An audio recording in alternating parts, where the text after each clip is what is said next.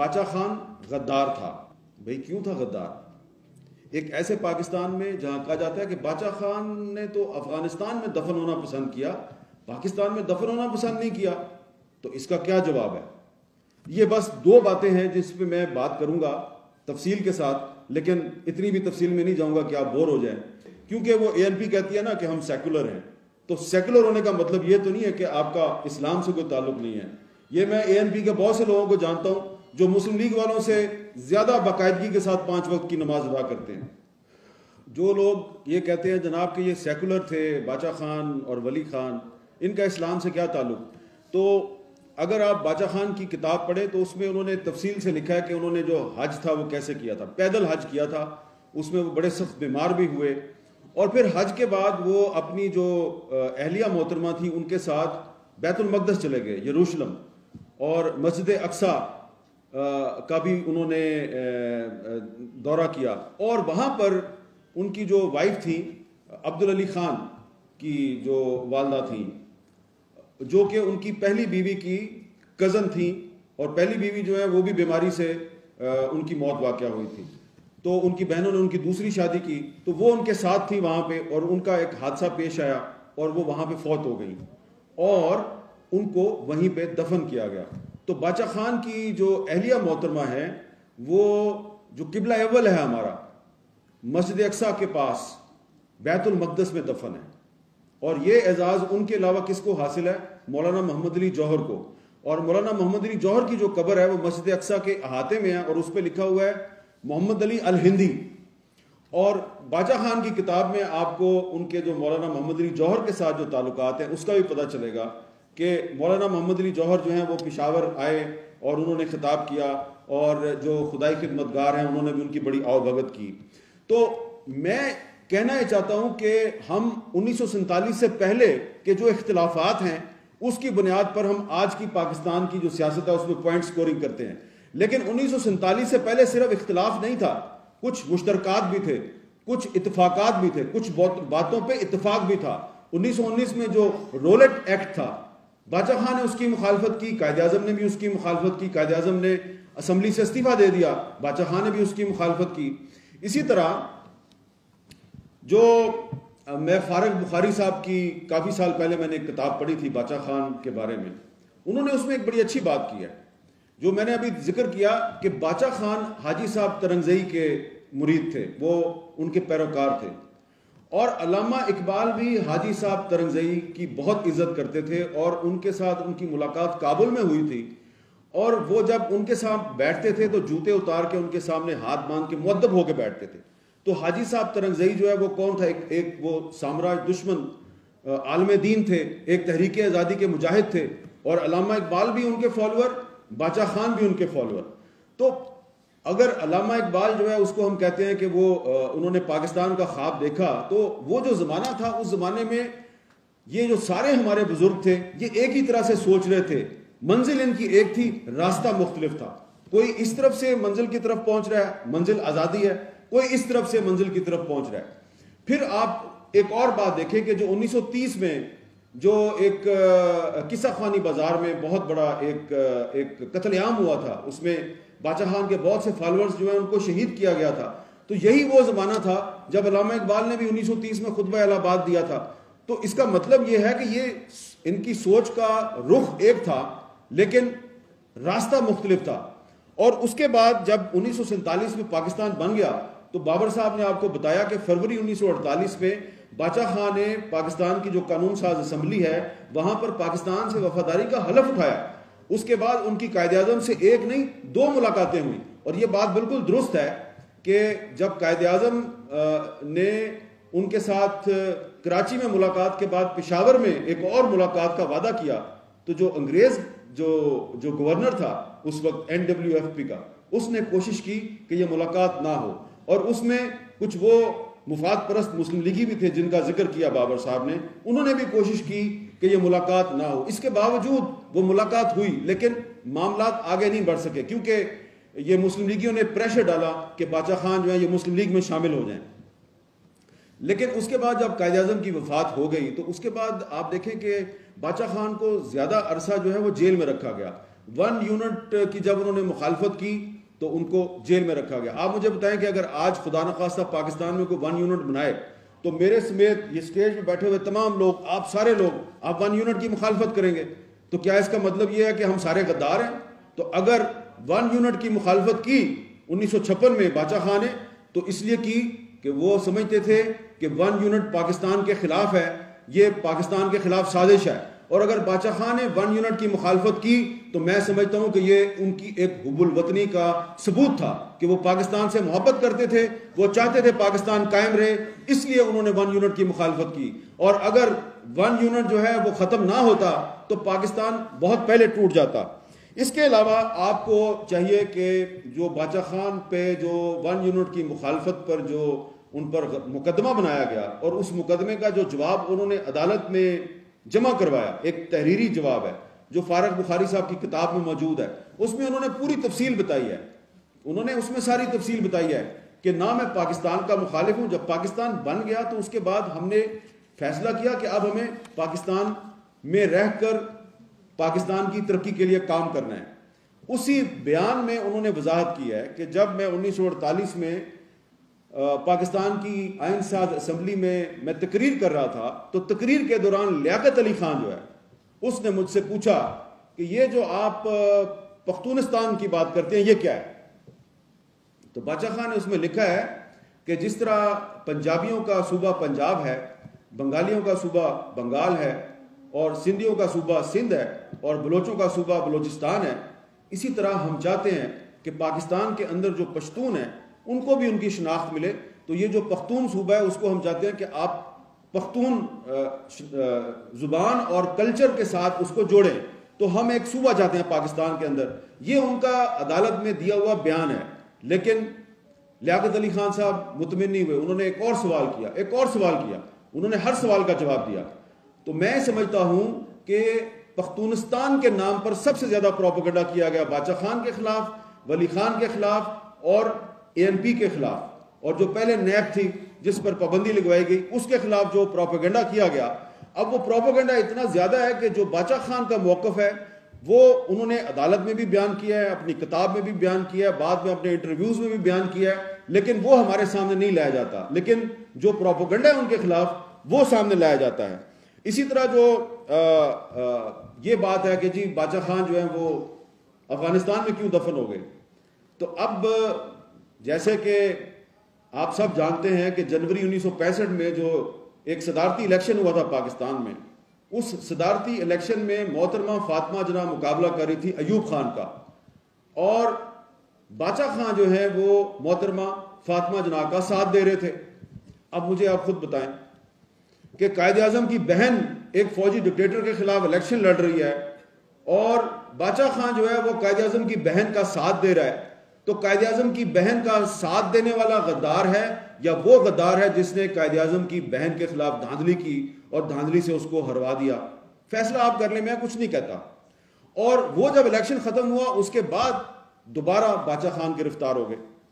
تو ٹوٹل جو عرصہ ہے 47 سے لے کے 88 تک, 1988 تک, جب تک وہ زندہ رہے 18 سال انہوں نے جیل میں گزارے. اور اس قید کے بعد جب وہ بیمار ہوئے تو علاج کے لیے ان کو انگلینڈ بھجوایا گیا. وہاں پر افغان حکومت نے ان سے رابطہ قائم کیا, ان سے کہا کہ آپ پاکستان میں رہتے ہیں تو آپ کو جیل میں ڈال دیتے ہیں, تو اب آپ ٹھیک ہو کے تو افغانستان آ جائیں, ہم آپ کا وہاں پہ آرام سے خیال رکھیں گے. تو اس کے بعد وہ افغانستان گئے, وہاں پہ وہ انہوں نے کافی عرصہ قیام کیا. اب آپ اس میں خود ہی سوچ لیں آپ کہ پاکستان کے خلاف انہوں نے کوئی سازش نہیں کی, پاکستان کے خلاف انہوں نے کوئی سٹیٹمنٹ نہیں دیا. ان کو جب کافی عمر ہو گئی, بیمار ہو گئے, تو ان کو پتا تھا کہ جب میں واپس جاؤں گا پاکستان پھر جیل میں ڈال دیں گے. تو دوستوں نے, پرستاروں نے کہا آپ افغانستان آ جائیں, وہ افغانستان چلے گئے. اب افغانستان میں اگر وہ دفن ہو گئے ہیں تو آپ اس کو بہت سے معنی پہنا سکتے ہیں, آپ اپنی مرضی کی تشریح کر سکتے ہیں. لیکن میں پھر آ جاؤں گا علامہ اقبال پر کہ علامہ اقبال نے کیا کہا تھا افغانستان کے بارے میں. ایک تو غازی امان اللہ جو ہے وہ علامہ اقبال کا بھی ہیرو تھا اور باچا خان کا بھی ہیرو تھا. علامہ اقبال نے تو غازی امان اللہ کی فوج کے لیے چندہ اکٹھا کیا تھا اور نادر خان کو پیسے بھی دیے تھے, اور یہاں پر جو خیبر پختونخوا اس وقت NWFP تھا، تو یہاں جو سارے غیرت مند پشتون تھے وہ بھی اس کا ساتھ دے رہے تھے. تو ایک تو یہ رشتہ تھا. دوسری بات یہ ہے کہ علامہ اقبال نے افغانستان کے بارے میں کیا کہا تھا. وہ ان کی ایک فارسی میں ان کے کچھ اشعار ہیں. تو پہلا شعر ان کا یہ ہے: آسیہ یعنی کہ ایشیا یک پے کرے آب و گل است، ملت افغان در آ پے کرے دل است. یعنی کہ علامہ اقبال نے افغانستان کو ایشیا کا دل قرار دیا. تو جس افغانستان کو علامہ اقبال ایشیا کا دل قرار دیتے ہیں تو باچا خان نے اس دل میں جا کے دفن ہونا پسند کیا. تو وہ ایشیا کے دل میں دفن ہے، ایشیا کے دل میں دفن ہے. اور اس باچا خان کے جو پیروکار ہیں انہوں نے جب یہاں پاکستان میں ایک دہشت گردی کا سلسلہ شروع ہوا اور ہیلری کلنٹن جو ہے وہ بیان دے رہی تھی کہ جو طالبان ہیں وہ مارگلا کے ہلز تک پہنچ گئے ہیں، مارگلا کی پہاڑیوں تک پہنچ گئے ہیں، تو کس نے روکا ان کو؟ یہی تھے نا باچا خان کے پیروکار، خدائی خدمتگار تحریک کے جو سلسلے کو آگے بڑھا رہے تھے. یہ دہشت گردی کی جنگ میں پاکستان کی ریاست کے ساتھ کندھے سے کندھا ملا کے کھڑے ہو گئے، جس میں ہمارا یہ قابل فخر سپوت میاں افتخار حسین بھی شامل ہے اور بشیر احمد بلور بھی شامل ہے. ان کے خاندان کے بہت سے لوگ ہیں، ANP کے سینکڑوں کارکن جو سارے کے سارے باچا خان کے ماننے والے تھے. ان سب نے پاکستان کی سلامتی اور استحکام کے لیے پاکستانی فوج کے ساتھ کھڑے ہو کے سینوں پہ گولیاں کھائیں، اپنا خون بہایا. تو کیا یہ باچا خان کے ماننے والے نہیں تھے؟ کیا انہوں نے پاکستان کے لیے قربانی نہیں دی؟ تو ان کی قربانی وہی قربانی ہے جو باچا خان کے ساتھیوں نے ان کی زندگی میں قربانی دی تھی. تو اس لیے میں یہ سمجھتا ہوں کہ ولی خان صاحب کے بارے میں جو کہ باچا خان کے برخوردار تھے، ان کے بیٹے تھے، ان کے بارے میں صرف یہ بات کروں گا کہ جو بابر صاحب نے آپ کو بات بتائی ہے، انہوں نے تو حمود الرحمان کمیشن کے سامنے جو ان کا بیان تھا وہ بتایا. میں آپ کو ایک ہسٹوریکل ایویڈنس اس کی یہ دیتا ہوں کہ غوث بخش بزنجو صاحب جو ہیں ان کی بایوگرافی ہے جو BM کٹی صاحب نے لکھی ہے، انگریزی میں بھی ہے اردو میں بھی ہے. اس میں انہوں نے لکھا ہے غوث بخش بزنجو صاحب کی کہانی ان کی اپنی زبانی. تو 14 مارچ 1971 کا دن تھا جب ڈھاکہ میں غوث بخش بزنجو اور ولی خان شیخ مجیب الرحمان کے پاس گئے اور شیخ مجیب الرحمان کو ولی خان صاحب نے کہا، یہ اب غوث بخش بزنجو صاحب کے الفاظ میں آپ کو بتا رہا ہوں، انہوں نے جو اپنی کتاب میں لکھا ہے کہ 14 مارچ 1971 کو جب میں اور ولی خان شیخ مجیب کے پاس گئے تو ولی خان نے شیخ مجیب کو کہا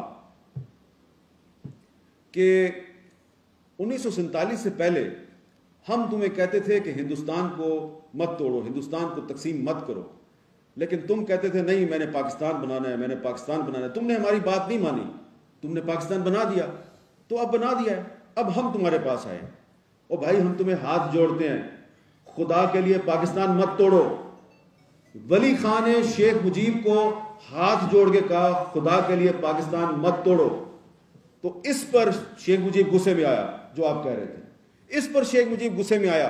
اس نے کہا تم میرے سے بات کر رہے ہو کہ میں پاکستان توڑوں گا؟ میں نے تو سائیکل پہ پاکستان کی تحریک چلائی تھی، لیکن آج اس پاکستان میں نے ایک مینڈیٹ لیا ہے لیکن مجھے اقتدار منتقل نہیں کیا جا رہا. میں نہیں پاکستان توڑنا چاہتا. 14 مارچ 1971 تک شیخ مجیب جو ہے وہ ولی خان اور غوث بخش بزنجو کو کہہ رہا تھا میں پاکستان نہیں توڑنا چاہتا. تو اس پہ ولی خان بابا نے، وہ ٹینس ماحول تھا تو اس کو تھوڑا ریلیکس کرنے کے لیے انہوں نے کہا یار ایک تو مجھے تم مسلم لیگیوں کی سمجھ نہیں آتی، مجھے تمہاری پاکستان بننے سے پہلے بھی سمجھ نہیں آتی تھی، اب پاکستان بن کے ابھی بھی سمجھ نہیں آتی ہے، بابا پلیز پاکستان مت توڑو. تو شیخ مجیب سے یہ بات کر کے وہ گئے اور انہوں نے جا کے یحییٰ خان کو کہا کہ شیخ مجیب سے بات ہو سکتی ہے، ہم نے اس کے سامنے یہ بات رکھی ہے کہ ہم نے پاکستان نہیں توڑنا، وہ پاکستان نہیں توڑنا چاہتا. لیکن by that time Yahya Khan فیصلہ کر چکا تھا اور اس نے ملٹری آپریشن کا حکم دیا اور پاکستان ٹوٹ گیا. اب کس نے پاکستان توڑا؟ 1971 میں کیا پاکستان ولی خان نے توڑا؟ کیا باچا خان نے توڑا؟ جس نے توڑا وہ آپ جانتے ہیں.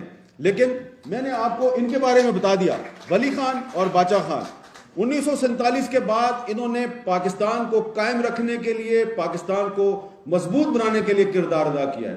لیکن مسئلہ کیا تھا یہ آخر میں آپ کو بات ضرور گوشے گزار کرنا چاہتا ہوں. ایک بہت بڑا مسئلہ تھا. جن لوگوں نے تحریک آزادی میں حصہ لیا وہ ہندوستان میں بھی تھے, پاکستان میں بھی تھے. مسئلہ یہ ہوا کہ جواہر لال نہرو تحریک آزادی میں شامل تھا. ہندوستان میں جو لوگ حکومت میں آئے وہ لوگ تھے جو تحریک آزادی میں شامل تھے, جنہوں نے انگریزوں کے خلاف لڑائی لڑی. پاکستان میں کیا ہوا کہ قائد اعظم کی وفات کے بعد ایک لیاقت علی خان آیا جو قائد اعظم کے ساتھ تھے, لیکن جب وہ قتل کر دیے گئے اس راولپنڈی میں, تو اس کے بعد جتنے بھی لوگ آئے وہ لوگ تھے جو تحریک آزادی میں شامل نہیں تھے, وہ انگریزوں کے ساتھ تھے. تو پاکستان میں انگریزوں کے ایجنٹ اقتدار میں آ گئے. ان انگریزوں کے ایجنٹ ڈکٹیٹروں کی باچا خان کے ساتھ پرانی دشمنی تھی, 47 سے پہلے کی دشمنی.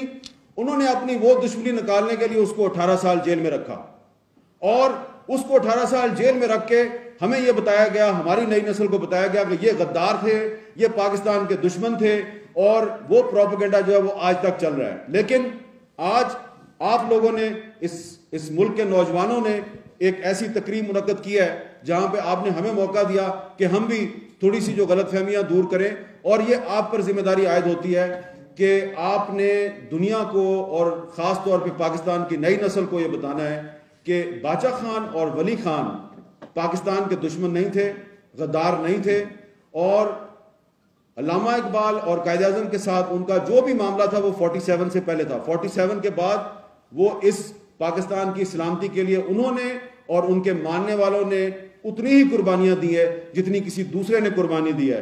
تو یہ جو قربانیوں کا سفر ہے یہ انشاءاللہ آئندہ بھی جاری رہے گا, اور مجھے امید ہے کہ آپ لوگ باچا خان اور ولی خان کے راستے پہ چلتے ہوئے پاکستان کو مضبوط بنائیں گے. اور ولی خان صاحب کی یہ جو کنٹریبیوشن ہے پاکستان میں, کہ پاکستان کا جو اس وقت 1973 کا متفقہ آئین ہے, اس آئین کی تشکیل میں جو ان کا کردار ہے وہ ناقابل فراموش ہے. آج اس آئین کے خلاف بہت سازشیں ہوتی ہیں. جو لوگ اس آئین کو توڑتے ہیں, اس آئین کو اپنے بوٹ تلے رونتے ہیں, ان کے بارے میں تو کہا جاتا ہے کہ وہ ہمارے ہیرو ہیں, ان کے خلاف بات نہ کرو. اور اگر کوئی نوجوان جو ہے وہ اپنے رائٹس کے لیے آواز بلند کرے اور آئین پہ تنقید کر دے تو آپ اس کو گرفتار کر لیتے ہیں. تو کون بڑا دشمن ہے؟ وہ بڑا دشمن ہے جو آئین کو اپنے بوٹ تلے رونتا ہے, یا وہ نوجوان بڑا دشمن ہے جو یہ کہتا ہے کہ اس آئین کو ٹھیک کرو؟ یہاں تو ایسے بھی لوگ ہیں جو کہتے ہیں پاکستان کو پارلیمانی نظام نہیں چاہیے, صدارتی نظام چاہیے. یعنی کہ پارلیمانی آئین نہیں چاہیے, صدارتی آئین چاہیے. اس میں تو یہ افتخار چودھری بھی ہے. تو صدارتی نظام کی بات کرنا 1973 کے آئین پر تنقید نہیں ہے, اس کو مسترد کرنے کے مترادف ہے. تو اس ملک میں آپ اس شخص کے خلاف تو کوئی کارروائی نہیں کرتے جو 1973 کے آئین کو مسترد کرنے کی بات کرتا ہے, جو صدارتی نظام کی بات کرتا ہے. لیکن اگر کوئی نوجوان جو ہے وہ کہتا ہے کہ اس آئین کے تحت ہمیں ہمارے رائٹس نہیں دیے جا رہے, تو آپ اس پہ بغاوت کا مقدمہ قائم کرتے ہیں. تو پہلے بھی ریاست نے بغاوت کے مقدمے قائم کر کے باچا خان اور ولی خان پیدا کیے تھے. آج ایک دفعہ پھر یہ ریاست اپنے حقوق کے لیے آواز اٹھانے والے نوجوانوں پر بغاوت کے مقدمے قائم کر کے مزید باچا خان اور ولی خان پیدا کرنے کی کوشش کر رہی ہے. لیکن مجھے امید ہے کہ یہ نوجوان جن پر آج بغاوت کے مقدمے قائم ہو رہے ہیں, یہ پاکستان کے تحفظ کی لڑائی لڑیں گے, یہ پاکستان کے آئین کے خلاف جنگ نہیں کریں گے, یہ ان کے خلاف جنگ کریں گے جو پاکستان کے آئین کے خلاف جنگ کرتے ہیں. بہت بہت شکریہ.